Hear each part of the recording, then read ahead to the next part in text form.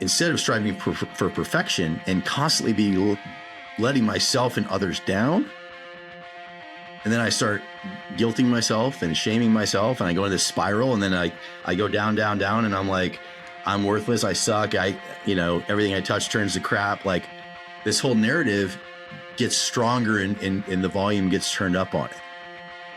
I don't add anything to anybody else when I think and feel poorly about myself. So giving myself enough grace to just slow down and say, like, I don't have to be perfect. What am I supposed to be doing with my time, with my life, with how I'm spending myself? In journaling through that, it was abundantly clear. It's just paint the apple. Just paint the apple. I've got a canvas that is my life. I have colors that nobody else has. You, Jim, have colors that nobody else has. Like, you look at like hex codes. I mean, being a marketing guy, like hex codes and RGBs and like how many different combos. I mean, they're almost endless, the combos of colors that we can create. I have mine and you have yours. I can paint whatever I want on my canvas and it will always be mine. If your goal is money, sure, there's a lot of money to be made in roofing. There's a lot of great relationships to be made in roofing. There's a reason I'm still around. I know how to do other stuff. I'm not a roofer. I'm scared to death of heights. I live in a 1-story house on purpose. I can clean my own gutters, but it requires intention. You must be willing to actually reflect internally and get to know yourself. Welcome to the Roofing Success Podcast. I'm Jim Ahlin, and I'm here to bring you insights from top leaders in the roofing industry to help you grow and scale your roofing business. Jeff Valder, how are you today? I'm doing fantastic. How are you doing today, Jim? I always put an N in your name for some reason. I don't know why I want to all the time. I always want to throw an N in your name. Jeff Valder, not Valdner. I always do it. Every time I say it out loud, I'm like, Jeff Valder. I don't know why. It's okay, Jeff Valder. Jeff Valder. I'm a child of the 80s, man. I was Darth Valder. I've been Lord Voldemort. Like, it doesn't really matter, man. I get it. I actually kind of realized that my last name isn't Johnson or Smith or something like that. So it happens. Yeah. So Jeff Valder, how's it going today? It's going awesome, man. I think today's Groundhog Day, I think it was yesterday. Was it? I saw the prediction there, Jeff, and we got six more weeks coming. That's what Punxsutawney Phil told us here. So Punxsutawney Phil, whatever his name is. Yeah. Six more weeks to what? Winter or summer? Winter. Okay. Winter. We're getting it, man. We're getting it. So that's right. I'll take it. So Jeff, for our to introduce you to the Roofing Success listeners, how did you get around and in roofing? I think like everybody did, by accident. So I live in Lincoln, Nebraska. I moved here several times in my life, which is kind of weird. But let's see, it's about 9 years ago right now. I was working at another company that was gigantic. I'll leave them nameless. Didn't love them. I honestly kind of had this like limiting belief that like I couldn't find anything else like that in Lincoln. Like, I'm working for this big Fortune 25 company with all these benefits and stuff like that. And then I just realized that I was wrong. So, ended up getting to be part of, and I say that very accurately, getting to be part of a reduction in force that they did like pretty much every March. And I had actually talked to my manager kind of discreetly and said, hey, if you have any way to put my name on that list, like, please do it. Because there were people on my team that really loved working there. And I was like, I would be sick if I got let go and then they didn't, or vice versa. They got let go and I didn't. But so then took that whole summer off of 2017, which is amazing. My wife and I went on a awesome month-long road trip, which was incredible. And a friend of mine, Kyle King, I'll give him a shout out on here. He lives just down the street from me. He's at that time was the marketing director at Company Cam, which is headquartered here in Lincoln. And my wife and I were up in Glacier National Park where we had no cell service. And Kyle had texted me. Well, I had already had a couple of conversations with Luke and then Marcus, who was head of BD at that time, in like March. So right at about 9 years ago right now. Wasn't really the right fit at the right time. I didn't feel like, I don't think that they knew what they wanted yet. And I didn't really know what I was able to contribute in that space. I didn't really know what it was at that point. And 4 months later, Kyle had texted me and he was like, hey, like these guys like to talk to you again. And I was like, my phone was out of service, man. Like I was in Glacier National Park for like 4 days and a lot of national parks that trip. And so he was, then I get back to service and he's like, oh, okay. Like, I guess you're not interested or whatever. And I got back to him like, dude, I'm so sorry, man. I was like, I've been hiking, man. I've been out in the wilderness, which is one of my favorite places to be. And came back and when we got back to Nebraska, I was like, I'll be back in a few weeks, and revisited that conversation and we were able to see a mutual fit at that time. And so I joined Company Cam, and it was still on folding tables, and everybody had to put their own desk and chair together. That was kind of like the rite of passage to your initiation. And I was there for 3.5 years. Had a failure that cost me that amazing opportunity, but it has led me to many more. And I spent a year getting to proudly wear the Sumo Quote logo on my chest. Still a huge fan of what they've done and what the people that are there are doing, even though it's now part of Job Nimbus. But that was an amazing ride that has just led to some really deep friendships that are still hot, today. So, and then embarked on my own coaching practice 3 years ago. So it's kind of a long-winded way of saying that's how I got here.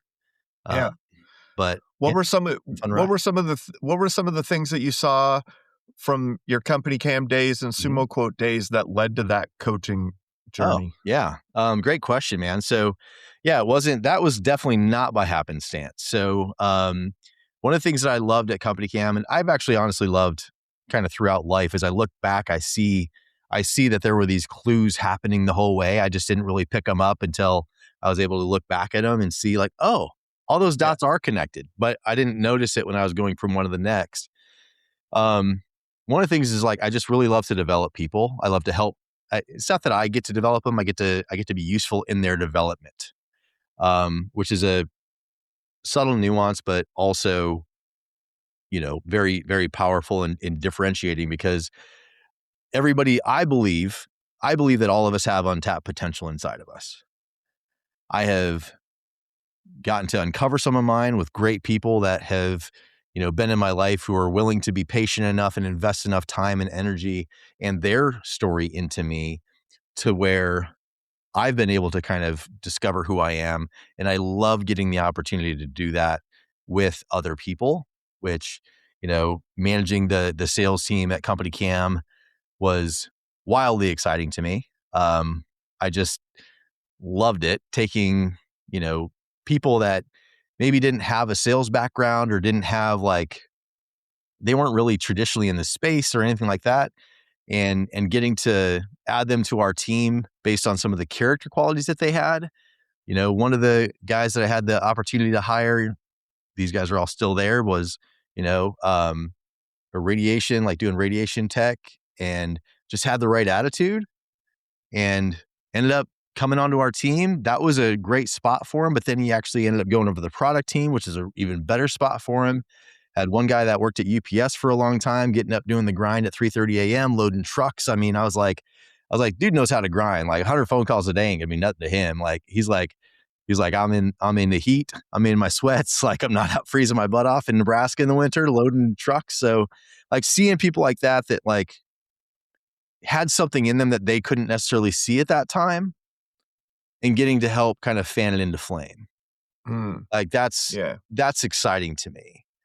As it pertains to Sumo Quote, that was actually one of the things that it wasn't really going to be a path forward for me to do that kind of more formally or officially. just with being on, like, I was the only person stateside, or, on this side of the border, everybody else was, based up in Calgary. So it was like, there wasn't really going to get to be this, I couldn't really be an employee. So therefore I couldn't really manage people. Right. So I was like, well, I really love building a team. I want to build a team around me. Like, it's one thing to go to the trade shows and figure out how to do that, but it's also like, how do I get other people to go get on the plane for a few weeks? Like, so, being able to really build into that wasn't going to be a long-term path for me there.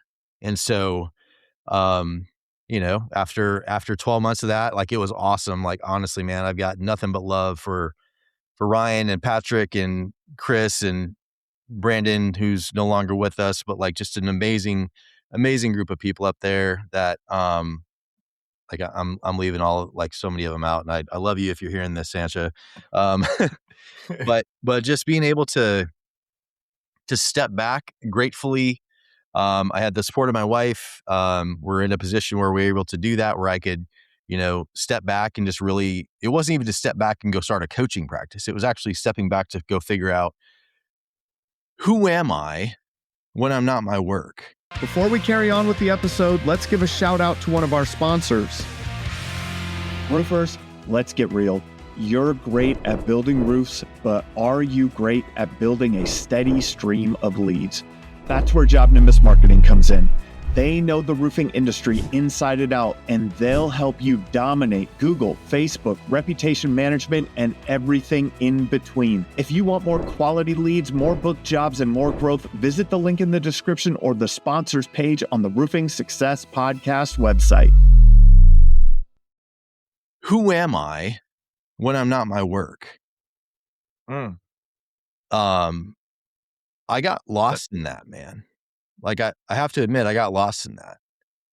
You travel to trade shows. I was, on the trade show floor for 4.5 years, pretty hard, between Company Cam and Sumo Quote. And like, I had this identity that's kind of becoming part of me. And then it wasn't. And it really caused me to, it's kind of like if you get popped in the mouth, like, I don't know if it was Mike Tyson that said, like, everybody's got a plan until they get punched in the mouth. Like, yeah. It's like, that's true. Everybody's got a plan until they get punched in the mouth. And it just kind of set me back a little bit to where I was like, oh, all right. I need to check myself a little bit. Like, I'm not, I didn't want to just be what I did. I think so often there's so many times that we are like defined by what we do. And so people ask us, one of the first questions, very commonly so in our culture, which is not my favorite. You won't hear me ask it. At least I hope not, at least not early in our conversation. But it's like, hey, what do you do? And I'm like, so we're kind of conditioned that way, but also, what I do, like my occupation or my vocation right now might be different in 5 years. Like, it's only a snapshot of who I am, like, right now, but like, who I am is ever evolving, I hope. Right. So, we change jobs, we change roles, we do different things. And, instead of having what I do become who I am, I spent a large part of, like, basically from March till December of 2022, trying to uncover, how do I figure out who I am and then make that what I do instead of the other way around. And so I spent my whole, like, again, my wife was fully supportive. She never touched a dish and she never went to the grocery store for 9 months. 'Cause I was like, I got you, babe. Like, I got you covered. But, I spent all this time, a lot of journaling. I've got pages and pages and pages and pages and pages of journals that are full from that time. But what I found was, when I had nothing dictating my time, the things that I gravitated toward were conversations like this. I was getting coffee with people. I was getting lunch with people. I was having Zooms with people. My wife is like, you're more busy now than you are when you're working full time. Like, which is true. Like I'm a people, like I love being around people. I'm energized by people. I love learning about people. I love being curious about people, finding out where they're from, what, kind of what their challenges have been, what their wins have been, so that maybe I might be able to learn something from them. Maybe I might be able to offer something to them. I have no idea. But it's always been something that's been very life-giving to me, is connecting with people. And even now, in the work that we get to do, like we're doing a lot of stuff, and some of that stuff means sitting behind a spreadsheet or clicking away on the computer. Down to do that for a while, but after a while, if I'm not connecting with people in a real and meaningful way, like I dry up really quick. So how do you think other people can determine from the lessons you learned in that? Because so many of us as business owners, in the roofing business, as roofing business owners specifically, and that is what we're defined by. We are defined by our work. Oh yeah. Right. Like, and that's a huge thing. I think for me, one of the things, I had a friend, and I may have told the story on the podcast before, but I had a friend when we moved to Minnesota in 2015. I went and had lunch with a friend from high school, and he asked me what my hobbies were. Mm-hmm. And I was like, I don't have hobbies. Like, I mean, I do stuff like like there are definitely, I have hobbies, but I realized not long that question stuck in my mind. Mm-hmm. And I was like, my hobby is business. Yeah. Like my hobby is marketing. My hobby, like, so I do get to do my hobby. Like Right. it's like, it's, but sometimes we don't realize that. And that's not that to me also, I for myself, it's not accepted to say that. Mm-hmm. Right? Like it's not an acceptable answer. What are your hobbies? Well, my hobby is business. I enjoy business and marketing and finance, and like that's not a traditional hobby that people have. But for me, that's what I love. Like you want to have a conversation with me, spark it up about that. And I'm like, we could talk for 3-4 days easy. Yep. Talk to me about baseball, and we got about 30 seconds in me. Like it's just, I'm with you. It's just my thing. I don't have the hobby. So as business owners, we do get defined by what we do. What advice would you give them around that? What kind of conclusions did you come to in your journey of uncovering this? Oh man. Advice unsolicited, I guess you solicited it. So anybody else that hears it's gotta just take it if they're listening to this. Otherwise hit pause or skip it. There's an element, especially, I mean, if in the roofing industry, like there's no shortage of type A macho men, right? There's none of that. There's no shortage of that. Like first thing is you got to be able to get over yourself. You got to be able to get over your pride a little bit. Now don't get me wrong. There's a lot of really strong roofing companies that are building really awesome leaders. But they, they're more the exception than the rule, as I've found in the last, better part of a decade. But they absolutely exist. But I think being willing to just slow down enough, so many people that I get to work with even now, like started this roofing company because either, they thought their boss was terrible at it. So they're like, I know how to sell roofs. I'm going to go do it. But they don't know anything about production, or vice versa. And then they go walk into it, and then they realize how much they don't know. They end up trapped in it because now they've either got investment in it, or they're so far into it that, they can't get out of it. And it's not really the freedom that they thought they were signing up for. So if your goal is money, sure, there's a lot of money to be made in roofing. There's a lot of great relationships to be made in roofing. There's a reason I'm still around. I mean, I know how to do other stuff. I'm not a roofer. I'm scared to death of heights, to be honest with you. Like I live in a 1-story house on purpose. I can clean my own gutters, but I think to it requires intention. You must be willing to actually reflect internally and get to know yourself. And honestly, that's not a very macho thing to say, right? That's not a very type A thing to say. Like, that doesn't show up on my Facebook page when I got my whole fleet of trucks out there that are all wrapped and I'm out there like, oh yeah, I'm getting in touch with my feelings. Like, yeah, I get it. But for me, I will follow somebody who knows who they are way more quickly than I'll follow somebody just because they got like, everything looks flashy from the outside. So yeah, I think being willing to do the work, asking yourself, who am I when I'm not my work? If I didn't have my job, if I didn't have my company, if I didn't have my vocation, what would I be doing right now? And here's another thought around that is like, we get to become who we can become or do what we love and be the most effective, do the most effective things to our skill set in our company. Mm-hmm. Right? Maybe this is a good direction to go with it. So it's not, we don't have to just define like who we are all the way around, but let's start with maybe within your company. How do you define what you're good at? How do you determine this is what I'm good at? This is what I really enjoy doing. And this is where I should put my time in my company. And then maybe what else, like, then the operational aspect of that is the hiring and passing off of tasks to other people.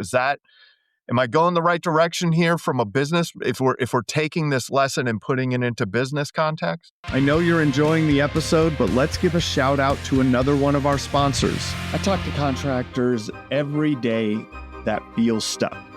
Not because they're not working hard, but because they're missing the structure to growth without chaos, or their culture's falling apart because their team's unclear, unaligned, or just burned out.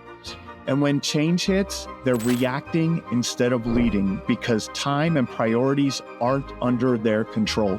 Day 41 Thrive helps to fix that with proven strategies for growth, culture, and leadership that actually work. Ready to thrive beyond the storm? Visit the link in the description or visit the Roofing Success Podcast website on the sponsors page to start your journey today. If we're taking this lesson and putting it into business context? Yeah, I don't think there's a difference between business and personal. I mean, yeah, there are in some ways, but as far as what fires us up, like I do the same thing, at least the way that I engage with people is the same in business as it is outside of business, right? Like I don't necessarily feel like there's a huge differentiation for me. I do like to have boundaries around, when I'm available and things like that. Like I'm not just this always on person. I don't wake up and just can't wait to get on my computer and start working. Like I want to have 3 cups of coffee and do my word games. Yeah. And sit in my recliner with my glasses hanging off the end of my nose like an old man. Like I love it. It's actually something I kind of aspire to. But I think like when I am wanting to pursue that, when I want to become something like actually to your question, like I think about in my head, as you were saying that, I got this diagram in my head that I share with my coaching clients. It's something that was shared with me by my dear friend and mentor, Kevin. It's like, if you think of like a 4-circle Venn diagram, right? And each of those circles all overlap right in the middle. And those 4 circles are like 4 E's. Okay. So what am I excellent at? Like, what do I just do with excellence? What comes easy to me? What do I really enjoy doing? What gives me life? And then that brings you to what gives you energy. So energy, excellence, enjoyment, and ease. Like if you can find something that you check all the boxes on that, like there you go. Like you go try that for a little while, right? So for me, something that I feel excellent as, like I feel like I'm pretty good at making friends. Like I'm good at acquainting myself with new people, and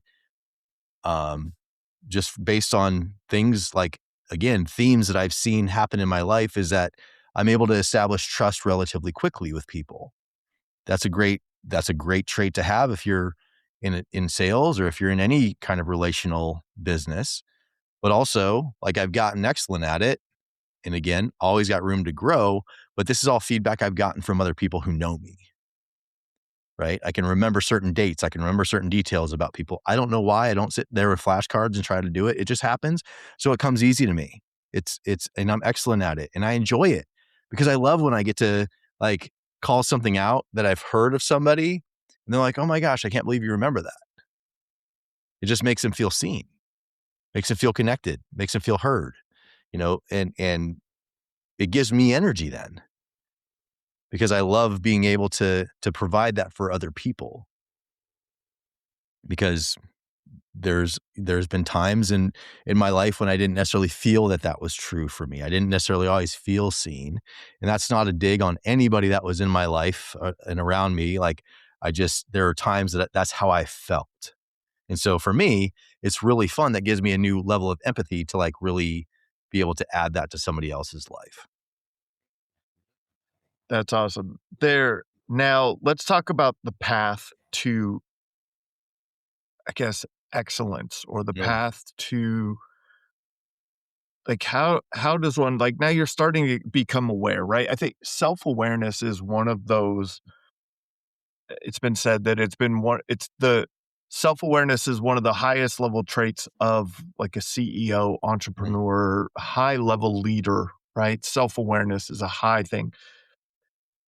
In that self-awareness, we know that we're lacking in some, we can be self-aware of where we're lacking, right? Right. What is a path to then pursue that excellence?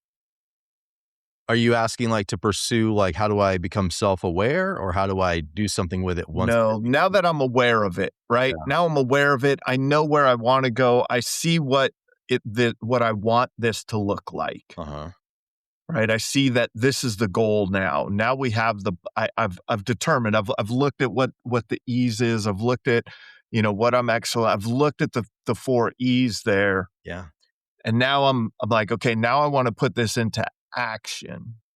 Yeah. Like, let's put this into action.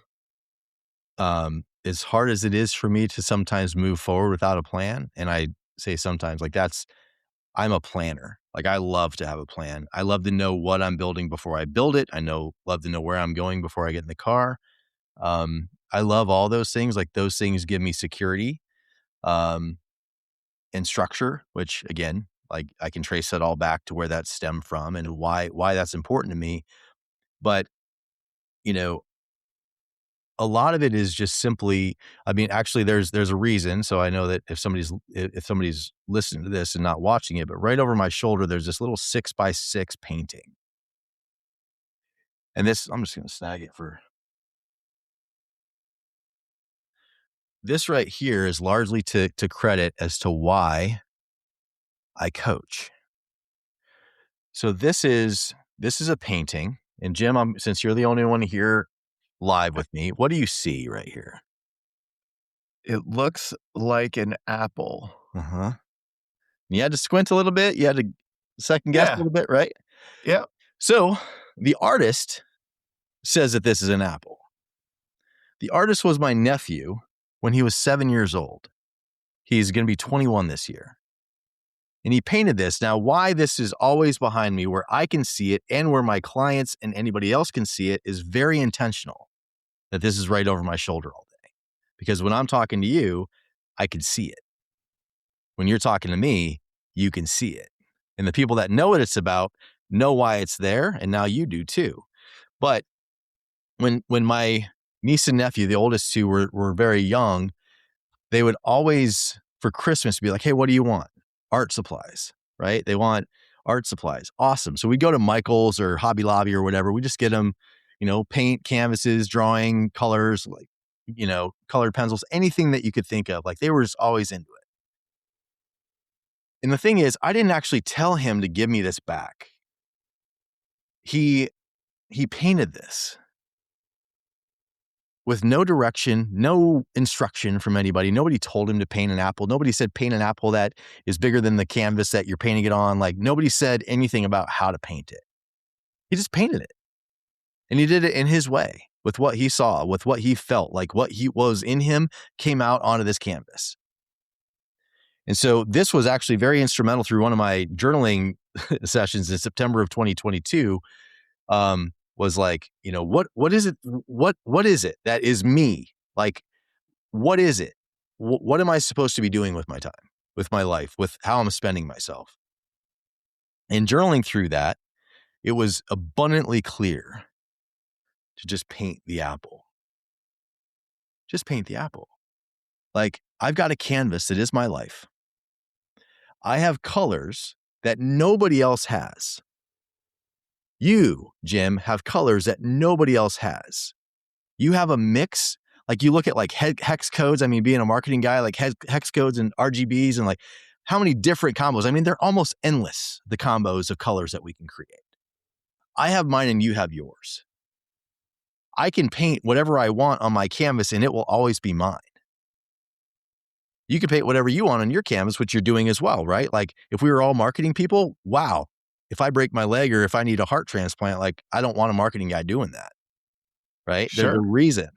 No, not trying to dig on you, dude, especially on your show, right? But what I realized through that is just go paint my apple. Like, so if you got a canvas, we've only got one. We've only got one canvas. We don't know how big it is at all. I don't have any idea if I'm going to be here by the time this podcast drops. I don't know if I'm going to be here in 15 years. I have no idea. But what I want to do today is I want to paint my apple. I want to put my colors on the canvas in a way that nobody else can. And then if you notice, there's other apples. There's another one there. There's another one there. This one's from a client. This is from another niece. Like I've started to get these apples from people and I love it. But the whole thing is like, what is it that you really want to paint?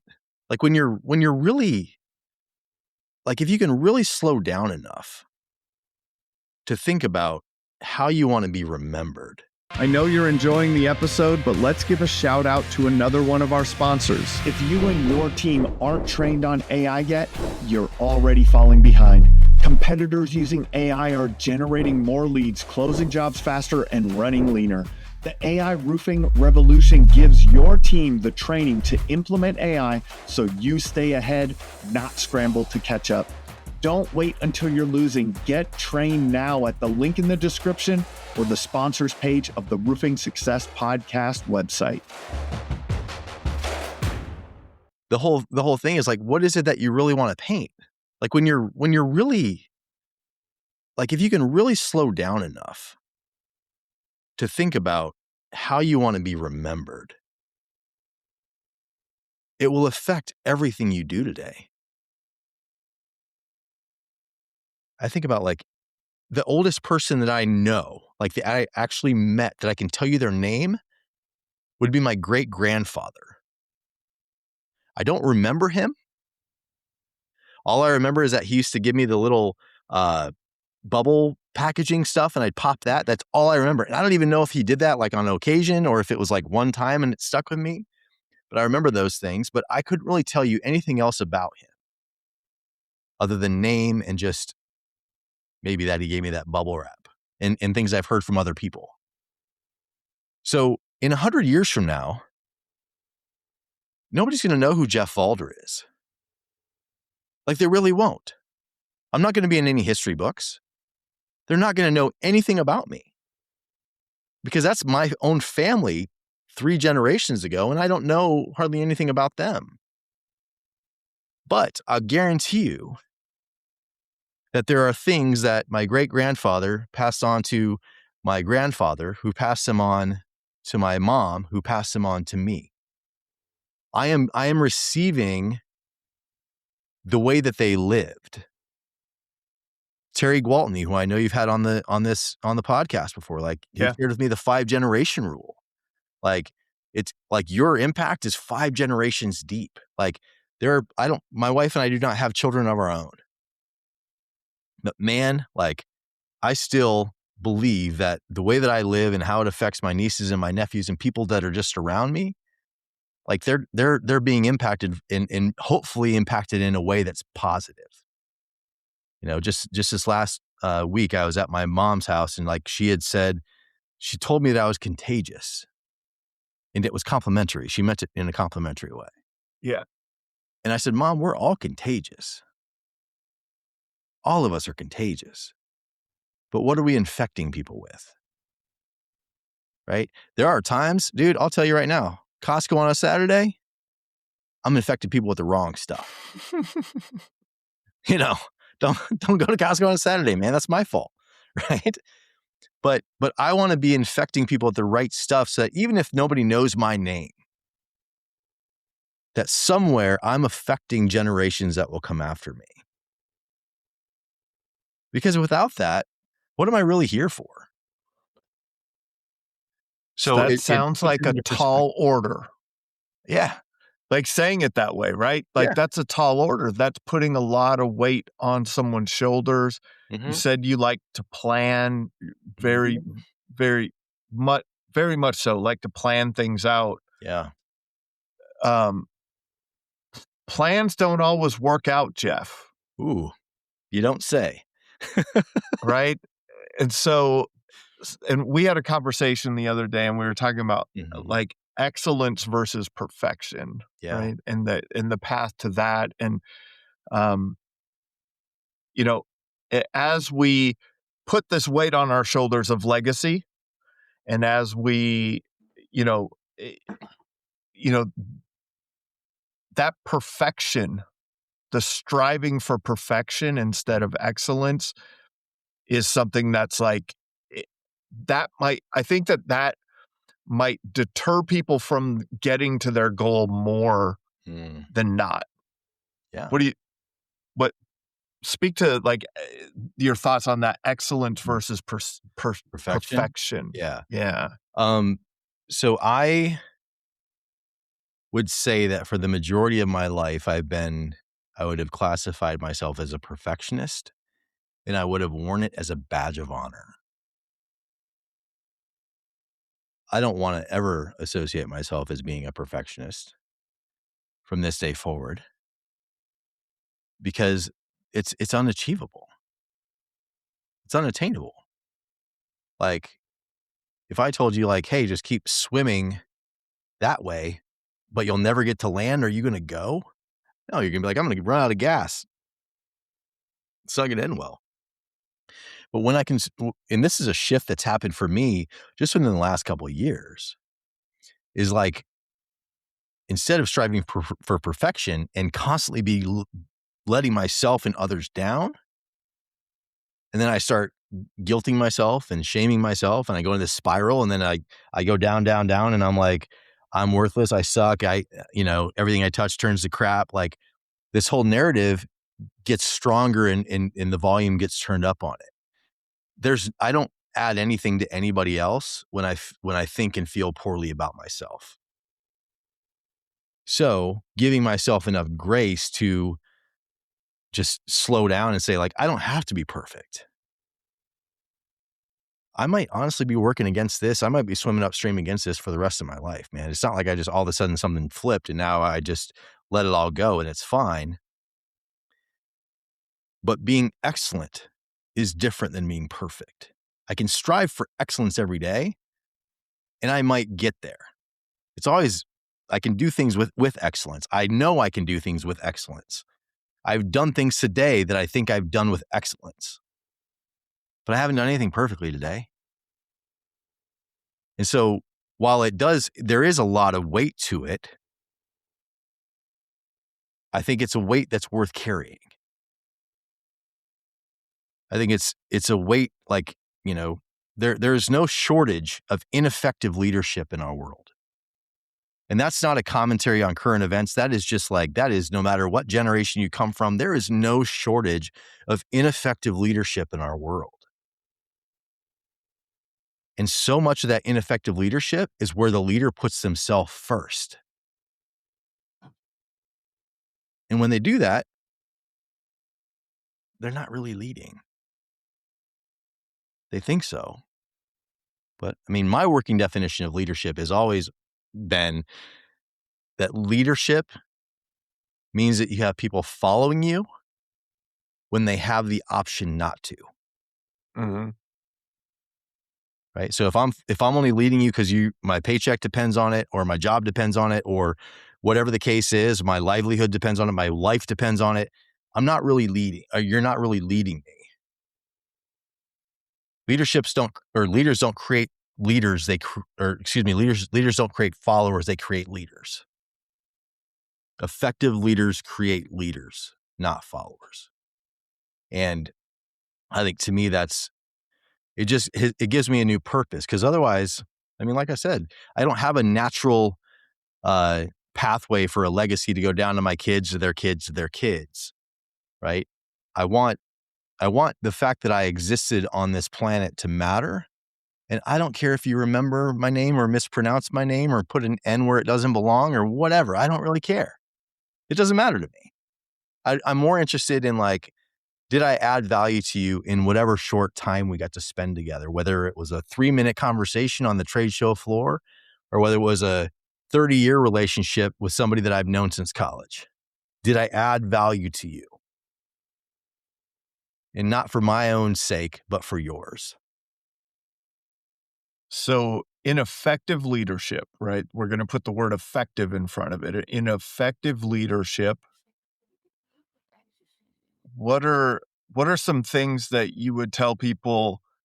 This is how you get people to buy into striving for excellence, right? Because there is also leaders that look for perfection in their team.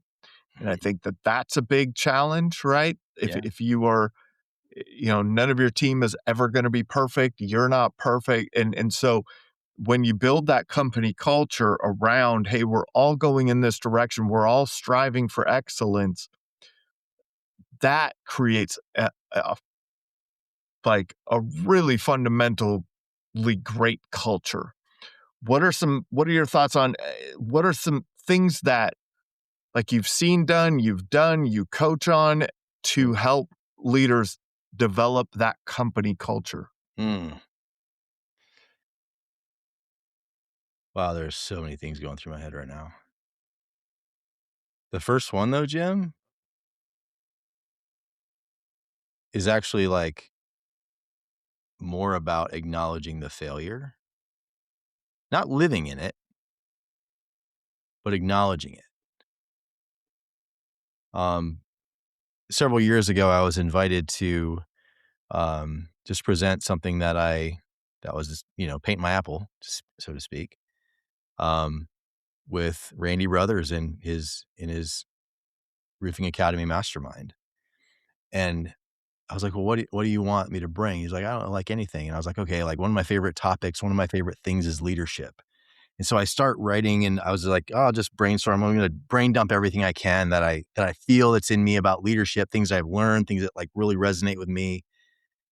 And man, I kept doing that. And I was like, there's no way in heck I can do this. I was like, there's no way.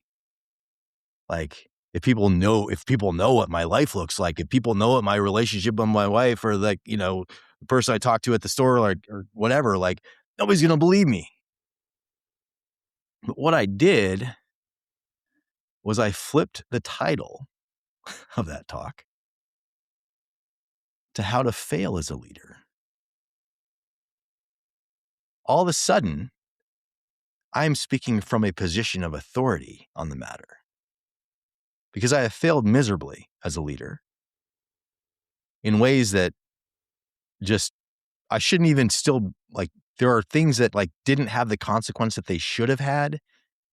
And it's crazy to me that I'm still, like, living through those. And so, one of the first things is, like, going back, like, we did talk about self-awareness, right? Like, and I just use this metaphor a lot of just being in Costco, grab a hot dog, you're running around grabbing stuff, maybe eating some samples, because what else would you do at Costco on Saturday at 2:00?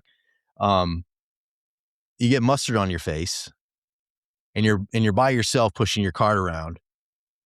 And if I don't know that I've got mustard on my face, that's one thing. But if you walk up to me and say, hey, sir, like, looks like you got a little mustard on the side of your face there. I don't know if that's what it is. Just want to give you a heads up, or, and if I just walk around and say, oh, thanks. And then you see me 5 minutes later in a different aisle and I still have mustard on my face. Like, are you going to tell me again? No. Like, I'm not willing to take the feedback of my own self-awareness and do something about it.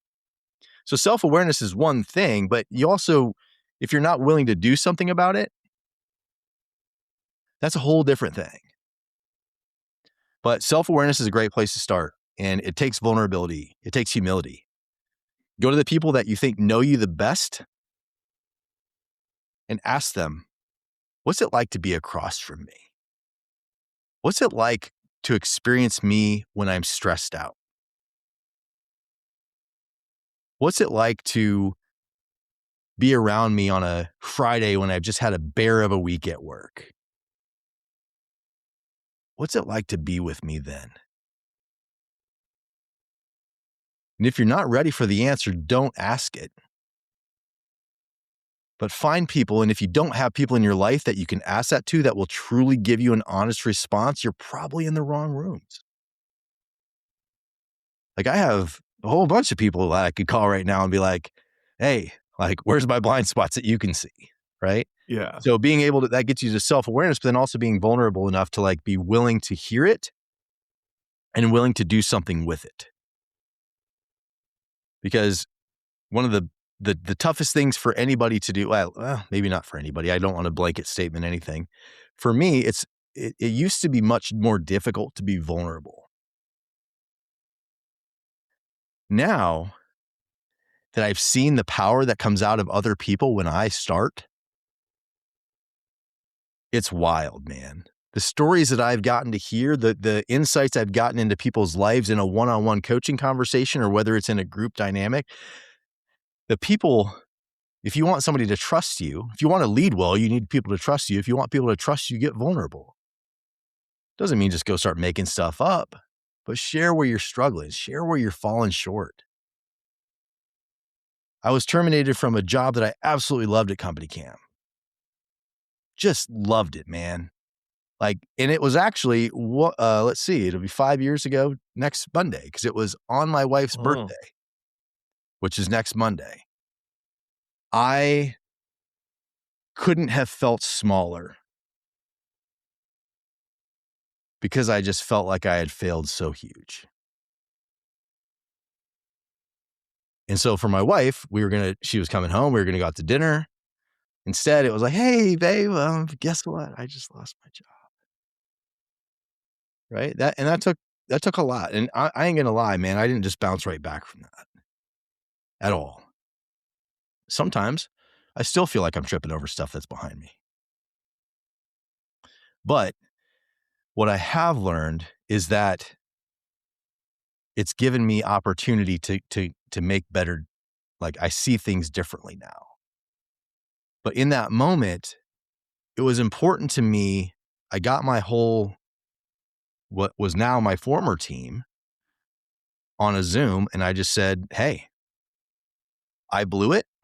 Here's what I did. Here's what the consequences are. I do not have any say in the matter. I will not sass or bad talk or anybody. I made my bed. I have responsibility in this. Is there gray area? Yeah, we can sit and argue that all day. But ultimately, when it comes down to it, I take responsibility for my actions. I've got extreme ownership sitting right in front of me all the time, right under my computer. And like, these are just my books that I go to all the time. And it's something that taking ownership and accountability of it lets me be free faster. It lets me move on and start adding value in new places. It's cost me a lot. It cost me a lot of relationships. It cost me what was then my social life, right? Like, Company Cam was much smaller than it is now, very tight knit. And it hurt, man. Like, it hurt bad. But I also had a responsibility in it. I couldn't just point fingers at other people. Like, I took responsibility for myself And sometimes I still have to. Sometimes I still have to choose to be like, hey, I'm not a victim here. Like, this isn't, victim mindset doesn't get anybody anywhere. Reggie Brock always tells me, like, your victim card ran out. Like, he says that, in traditional Reggie Brock fashion. It's expired. And it is. Like, it doesn't do me any good to rue the past. But it is worth looking in the rearview mirror every now and again just to remember where it was that I just came from. Yeah. You had mentioned it early on. It's like when you look back now, you're like, oh, all of this stuff happened. It's the hindsight is 2020. Always, right? man. And it's but I also heard in there a little bit of like you're still dragging some of it along, right? There was when you went to Randy's event and the way that you framed that presentation and which is a little, like, we'll call it imposter syndrome that you get in terms of this, like, public speaking and stuff like that, right? And so you got it right this second, Jim. Yeah, it all happens, man. Yeah. It's the same stuff that happens over and over and over again in our lives. So again, kind of going back and maybe like, what does the journey look like for someone when you're coaching them? I'm sure that you're having these conversations with others that are feeling that way, right? Yeah. Like, what does someone do to continue to strive for excellence? Mm-hmm. Kind of slowly let go of those things they're dragging along. Yeah. And I mean, some of them are good to drag along. I'll tell you, like, there are some lessons that you learn in life that you got to keep that one in your pocket because you don't want that one to come back again, right? Like, and so some of them you want to keep a little closer, but like in that pursuit of excellence, right? Like, how would you coach? Me and you are sitting down in a coaching session right now, and I'm on my way to that pursuit of excellence. I'm having that imposter syndrome. I have all these things that I made, all these mistakes that I made. What's my path, Jeff? Where do I go from here? Something that I've shared, something that I've offered, and something that I've learned from, and I'll share this with you and offer it if it's of any value. Is, but I love the Jason Bourne movies. In the Bourne Legacy is actually not really a Jason Bourne movie, but I love all 5 of the Bourne series. We watch them about once a year. We'll just watch all of them in like a Saturday or, maybe over a weekend. But one thing that Jason Bourne always does is like he beats the guy up, then he takes his gun and he takes his radio or whatever it is that he can take with him, right? But he doesn't carry the 230-pound guy. He takes the parts that are beneficial to him. Right? So something that I share both with clients and with myself is I remind myself, leave the mistake. Take the lesson. You don't have to carry the mistake. You get to carry the lesson. If I punch this dude and I throw him over my shoulder and I start carrying him through life and then I do it again, like, I'm going to buckle. Leave the mistake laying right there, but take the lesson out of its pocket and keep moving. That's great advice, Jeff. Great way to end this. This has been another episode of the Roofing Success Podcast. Thank you for tuning into the Roofing Success Podcast. For more valuable content, visit roofingsuccesspodcast.com. While there, check out our sponsors for exclusive offers, shop for merchandise, and sign up for our newsletter for industry updates and tips. Also, join the Roofing Success Facebook group to connect with other professionals and stay updated on the latest trends. If you enjoyed this episode, please subscribe, like, share, and leave a comment. Your support helps us continue to bring you top industry insights. The website link is in the description. Thanks for listening.